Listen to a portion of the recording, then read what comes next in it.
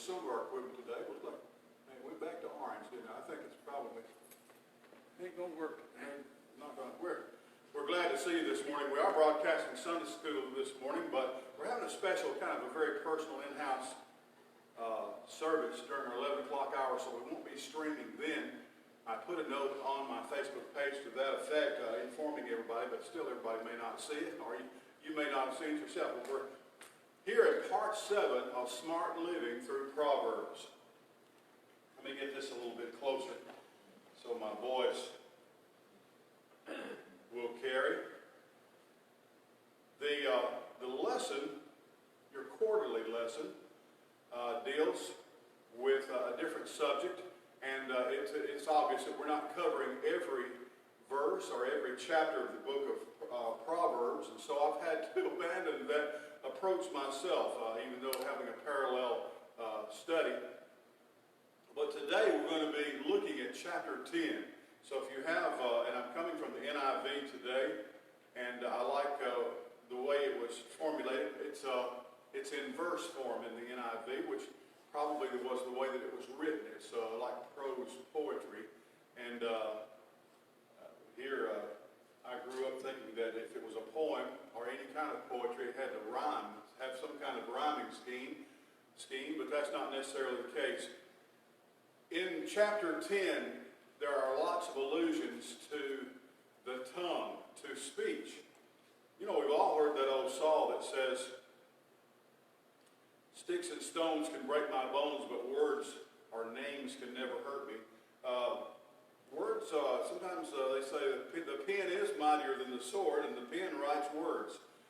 We can certainly do a lot of harm, a lot of damage by the things we say, or sometimes we can say things that we regret, or say things that are inappropriate. But let's follow. If you're in chapter 10 of Proverbs with me, chapter 10, verse 1, he doesn't start out in that vein, but he's going to head that vein very quickly. He says, this is an unusual verse, a wise son brings joy to his father, but a foolish son brings grief to his mother. It kind of sounds like, well, the father don't care. But we know how that works. You know, a father is very proud of his children when they accomplish or achieve or when they do well. Of course, the mother is too. The mother's very proud. But it seems to me, perhaps fathers particularly, then it seems when a son missteps, the father might not be as emotionally affected. I don't know, maybe these are stereotypes. Maybe they're just from my observation as well as the writer of Proverbs here, but it's still a form of parallelism. A wise son and a foolish son. Remember, a wise son is really the one who tries to find out, or a wise son or daughter, tries to spend their life discerning or discovering God's will and God's way, and patterning their life after that way, after that pathway. Finding out, what does God want me to do? And it's not just the rules and the regulations. As you see, Solomon doesn't quote many rules. He just has sayings of wisdom. He has principles, and he has precepts. He has guidelines, and he has suggestions. He has advice. And so all of these are things that he has discovered that he believes that God approves of or that God disapproves of. So he's not really law-centered in his deciding. He certainly knows the law. He quotes the law in the book of Proverbs. He's aware of it. He studied it as a wise person. But when he's just really talking like a father to his child here. Ill-gotten treasures have no lasting value, but righteousness delivers from death. The Lord does not let the righteous go hungry, but he thwarts the craving of the wicked. Here's more parallelism. And I've seen myself, I've seen some hungry righteous people. As a matter of fact, you'll see over in the writings of Paul, he says there were times when God wanted me to be hungry. There in Philippians chapter 4, he says, I've learned how to be full and how to be hungry. Well, that was all part of what God wanted him. But so Solomon here is stating generalities. He says, and it is implied here that if the righteous is hungry, it's because for this season, or at this time, he needs to be fasting and praying, or he needs to be sensitive to the fact that he's hungry. because there's a lesson in that. God would never send a famine or give hunger or starvation simply to be cruel or to be mean or vindictive. He always has a reason for these things. Lazy hands make for poverty. That's a wonderful twist of turds. You see, lazy people don't make anything. He said, yeah, they do. They make poverty. Lazy hands make for poverty. He says they're creating poverty. They think that by not doing anything or not exerting their energy, that they're kind of in neutral ground. But he says, no, they're making something. They're creating something. They're creating poverty. But diligent hands bring wealth. He who gathers crops in summer is a prudent son. But he who sleeps during the harvest is a disgraceful son. Remember, he talked last, I shared with you, we looked at what, he said, go to the ant, thou sluggard. He says, the ant works very hard during the time when there is food available, because even the ant knows there's going to come a time later on when food is going to be scarce. So he says, look what the ant does. So here's another presentation of that. Now, I've put in boldly yellow words the references here in this passage, this part of the passage, to speech, to talking, to words. Blessings crown the head of the righteous. Now, that's very important too, because here is someone who wears a crown. He's a king. But he says, what I think he's implying here, that there are things that can crown you that are more important than a gold crown with gems, precious stones in it. Blessings crown the head of the righteous, but violence overwhelms the mouth of the wicked.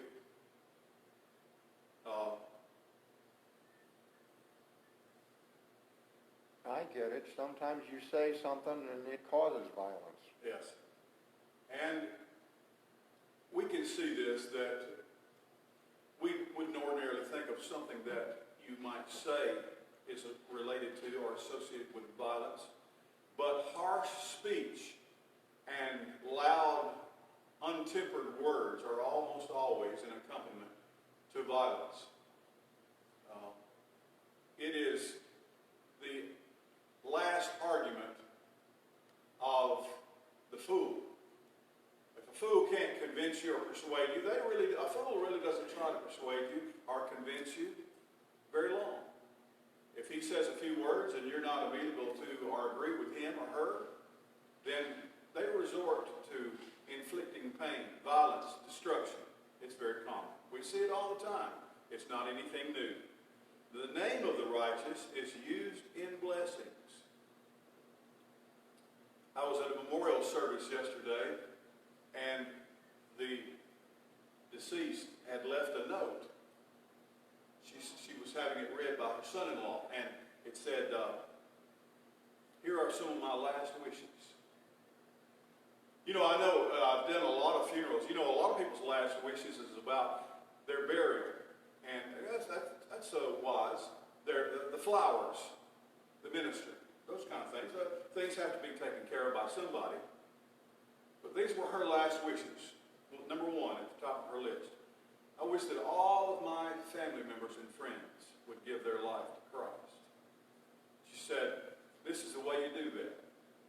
You need to confess to God your need of Him. You're a sinner. Ask His forgiveness. And then give your life to Jesus.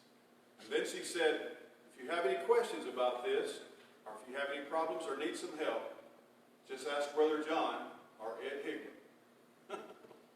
Now, Ed and Merle was stuck in traffic. They never did make it before I left. God helped me get through the traffic.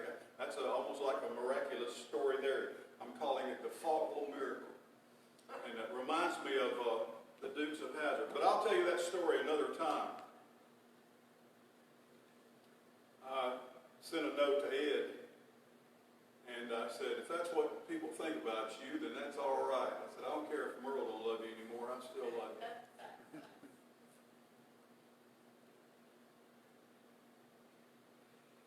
If somebody ever jumped up and said, we need somebody to lead this person to Jesus, who can we find? Do you come to their mind. Well, I want to. I was so honored by that, and I was so proud for her to say that. And nobody approached me that day. We had one lady pass out. That's how good my sermon was. It just was. My sermon was actually about 110 degrees. It was hot. Terry wanted me to wear a three-piece suit and a necktie and an overcoat, but I said, no! I know I would look really good with all that on. But I know, and she always wants me to look and be presentable, and to look like a pastor. My vanity left a long time ago. I care a bit less about how I look now than I ever have. So she has to stay on it all the time. I told her that, I texted Terry, I said, if I had that coat on, I'd just have to lean over to that lady and say, scoot over, I'm going to lay down here beside you. But I was needed. I said, bring a fan. There are 2 fans. I said, bring those fans over here. Got everybody started giving orders like I was in charge. Bring her some water. Here comes some water.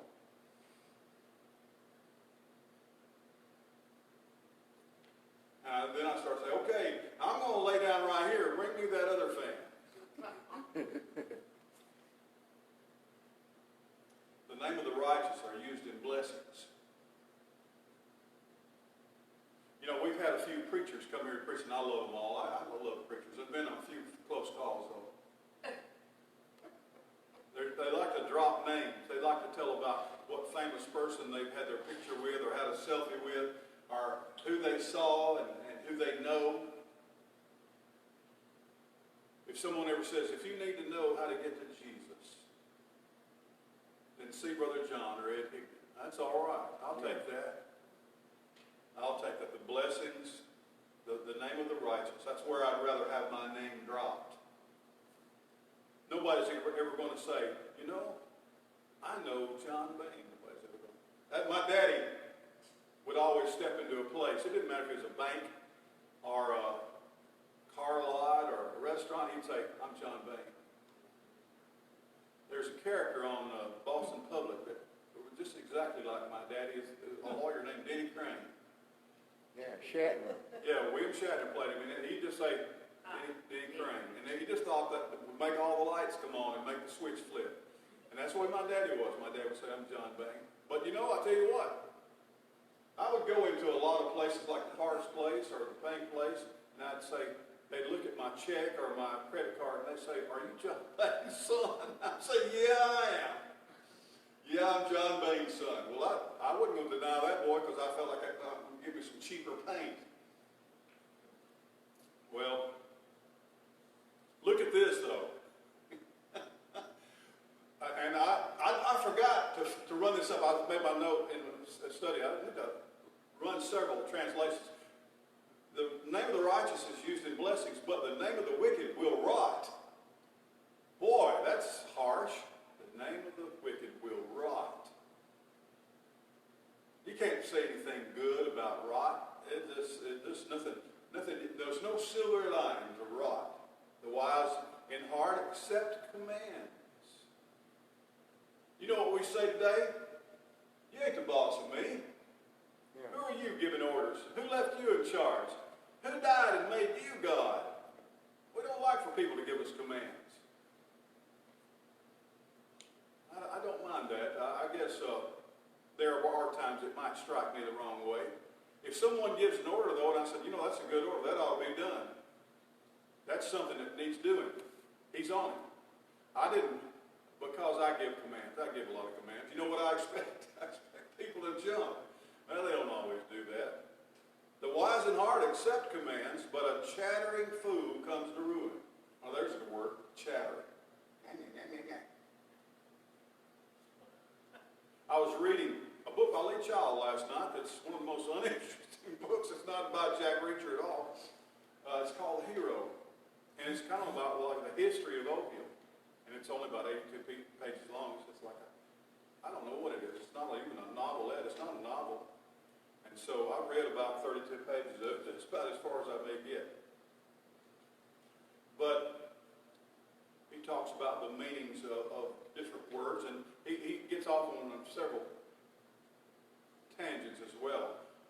He said the hordes of wild men that were invading the Roman Empire, they were Gauls, and they were just a mixture, a bag of just about everything. But they fell into one category by the people who were chronicling the history, or that were living in that day, to describe who the invaders were. They called them barbarians. Barbarians. Yeah, and that doesn't tell you anything, because like I said, that's not a tribe, that's not a group of people, it's not an ethnic group or a national group, because it was it was pretty much everybody out there who's not a Roman, is what it was. They weren't Greeks. They were Germanic people, mostly. Barbarian, it comes from they said, who are you talking about? You know, bar.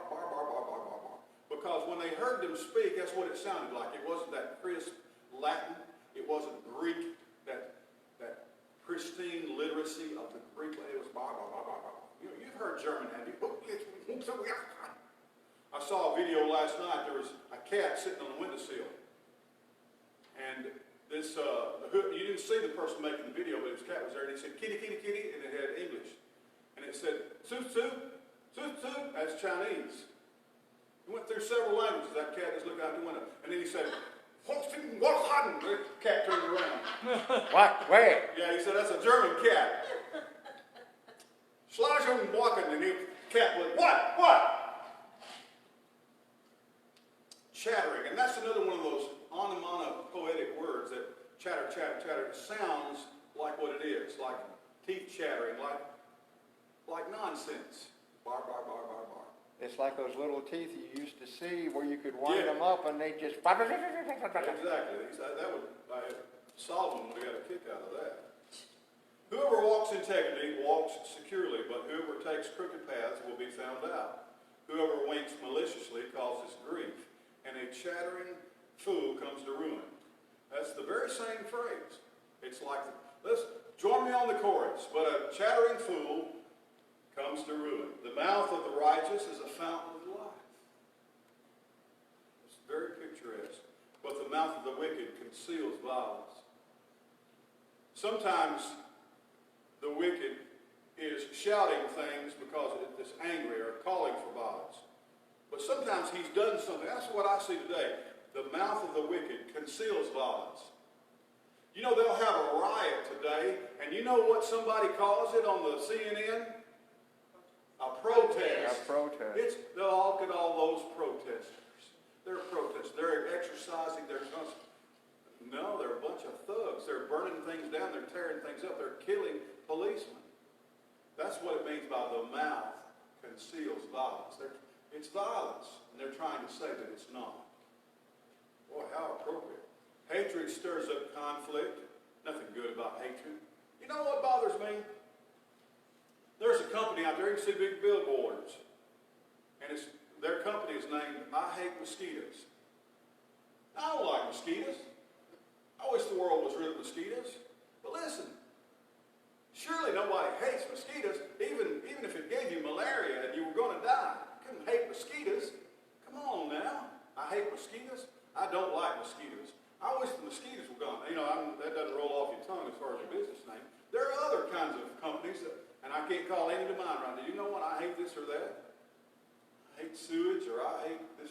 No, hatred is hard work, and it involves a lot of fuel and emotion. There's nothing good about hating mosquitoes or hating anything. That's why when my kids would come to school and say, well, I hate Susie Clinton. You don't hate anybody. Why do you hate somebody? You don't hate anybody. You have to have a lesson about hate. You don't understand what the word hate means. Some knucklehead will say, I hate tomatoes. Now, who in their right mind would be that way to say, I hate? I didn't ask for a testimony. I hate tomatoes. You don't hate tomatoes if you eat ketchup. You don't hate tomatoes if you use steak sauce or salsa. You don't hate tomatoes. You have a neurosis. It's a psychological. Your mind is bent. Tomatoes, nothing wrong with tomatoes.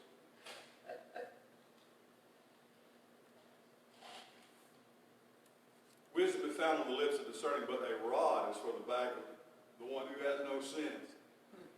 The wise store up knowledge, but the mouth of the fool invites ruin. That's his. Let's do that chorus one more time. The wealth of the rich is their fortified city, but poverty is the ruin of the poor. That makes sense. The wages of the righteous is life, but the earnings of the wicked are sin and death. You will see it's really, really, really quite repetitive. And I find that this is the key element in raising children and teaching. Repetition. Repetition, telling them something. How many times am I going to have to tell you this the last time I'm going to tell you? Well, you're talking about repetition, and I remembered something that Mom and Dad got me when I was a kid.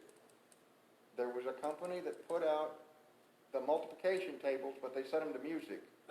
And they made it like a song. And every time, even when I was a kid, if I heard a song, I could remember it better than just remembering words. And that's how I learned my times tables as a little boy, listening to these records. That's right.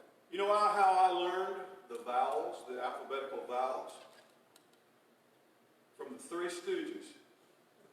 Remember that song? Yeah. B-A-Bay, B-E-B-B-I, Bicky-Bye, B-Bo-Bo, Bicky-Bye-Bo, B-Bo-Boo, Bicky-Bye-Bo-Boo. Now you all know that. Ta-ta-da-da. It's A-B-I-O-U, that's with B. And then they take C. C-A-C-C-C-C-I-C. That's when, somehow or another, they were cleaning up this limousine, and then something happened. They wound up dressed up in the clothes that they found there, and then at the girls' school, and when they got out, they thought, well, those were the three professors that were coming, so they brought them up in front of the class. They taught those girls how to sing the vowels. Yeah, and they called it swinging the alphabet. Swinging the alphabet. Hit it. Whoever heeds discipline shows the way to life, but whoever ignores correction leads others astray. Whoever conceals hatred with lying lips and spreads slander is a fool.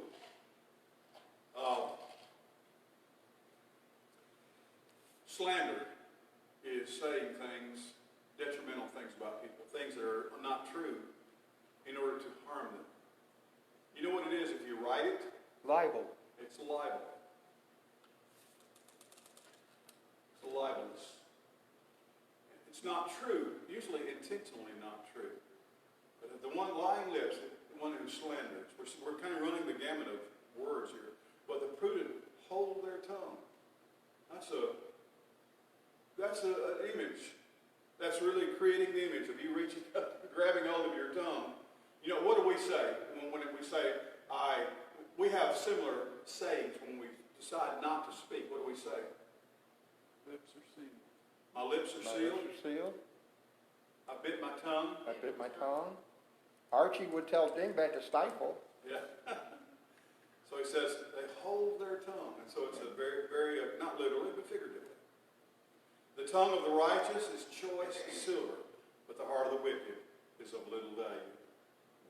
The lips of the righteous, and there, let me, before I pass, there's a connection. He makes the connection there that we might, between the heart and the mouth. Jesus said, from the abundance of the heart, the mouth speaks. Whatever's in your heart, that's what. And you know, Jesus said an amazing thing. His disciples had been eating on the Sabbath. They'd get grain. They were eating on the Sabbath, going through the fields. And they said, your disciples have defiled themselves. Or they eat with unwashed hands. Jesus said an amazing thing. He said, it's not what you put into you that defiles you. It's what comes out. It's what comes out. Now, there are about 1,000 different laws in the Torah, the law of Moses, that says if you put this in your mouth, you're unclean. And Jesus was saying, I'm here to tell you that what you put in your mouth, if you eat a ham sandwich, that ain't going to bother you. But he says, it's what you Pharisees are saying and teaching and what you're preaching. He said, that's the little value. The lips of the righteous nourish many, but fools die for lack of sense.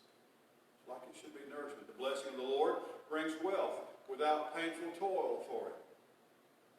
Jesus said, come to me, all you labor and heavy laden, and I'll give you rest. I realize that when I'm just completely exhausted fool finds pleasure in wicked schemes, but a person of understanding delights in wisdom. What the wicked dread will overtake them, but what the righteous desire will be granted. He says everybody wants something, everybody wishes for something, everybody has desires or delights. He says, well, this is how it kind of plays out. When the storm is swept by, the wicked are gone, but the righteous stand firm forever. Why? What story of Jesus do you think of? When Jesus calmed the storm on the sea.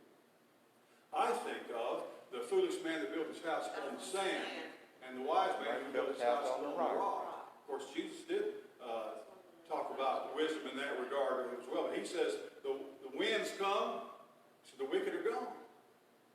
Winds come, the righteous stand. This is you'll never hear this as vinegar to the teeth and smoke to the eyes, so are sluggards to those who send them. If you send a sluggard, it means he's doing something for you. He's delivering something. He's taking some news. If you'll get on the internet, you'll find out that vinegar, and especially derivatives of vinegar, are supposed to be like miraculous healing properties. Have you ever just took like a spoonful of vinegar and put it in your mouth and swallowed it? Don't do that. Apple cider vinegar, I thought that would be better. And they say, well, mix it with some juice. You know, you can just mix just a drop or two, and it's already ruined it for me. I can taste it. Well, vinegar to the teeth. Make your teeth. You ever bite something and it just make your teeth sit on the edge? Or smoke to the eyes? He said, I'm going, He said, that's like sending a sluggard to do something for you. Oh, no. That ain't never going to work out. You made a mistake by sending him or her. The fear of the Lord adds length to life, but the years of the wicked are cut short. The prospect of the righteous is joy, but the hope of the wicked comes to nothing. The way of the Lord is a refuge for the blameless, but it is the ruin of those who do evil. That's still, it's a little different from chorus, but it's the same rhyme. The righteous will never be uprooted, but the wicked will not remain in the land. From the mouth of the righteous comes the fruit of wisdom, but a perverse tongue will be silenced. It's important to understand perversity. We talk about someone being a pervert or a perverted person. It means a twisted, a misshapen person, someone who is out of line and has been misshapen. They're crooked. That's where we get that word from.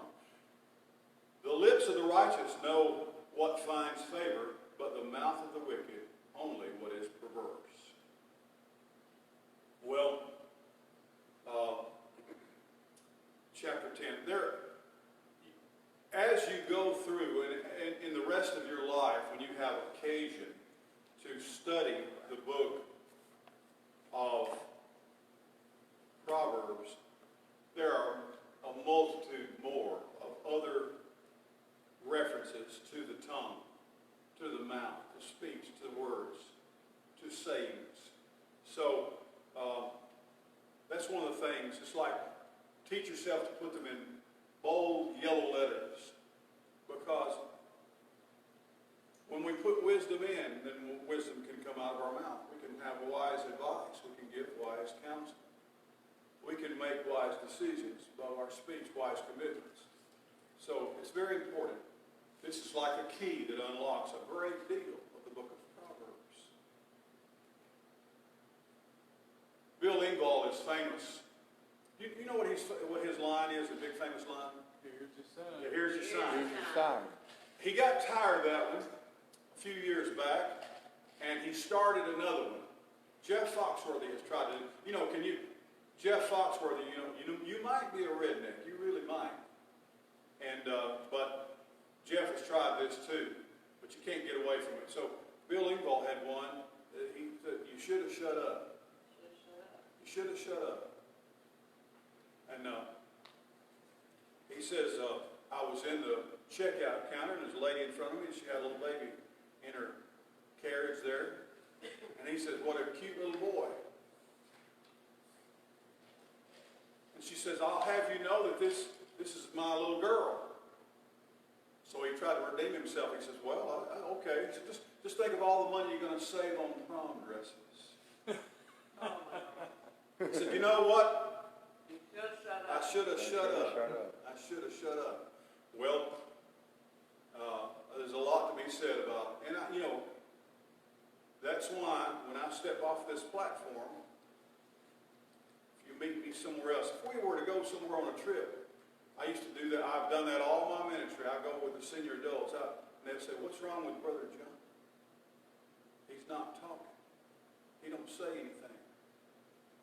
Listen, folks, I was already completely dedicated as a teenager to never saying anything as I grew up. And then God says, okay, I want you to be a preacher. Oh, no. And so, fellow brought me all the way up to Ohio one time. I was his college buddy. He was going to preach the revival. And he really wanted to bring me along. So he asked me, he knew I played the guitar and sang a little bit, but he asked me if I would do the music during the revival. So I said, yeah. And he kind of knew me. They knew me as Dennis then. So first song of the revival's Years I Spent in Vanity. And he nearly fell off the pew. He just thought, man, where did that come from? And I just led the music like a normal person, So, but God wants us to talk. We have something to say. We have a message that people should hear. And it shouldn't be clouded with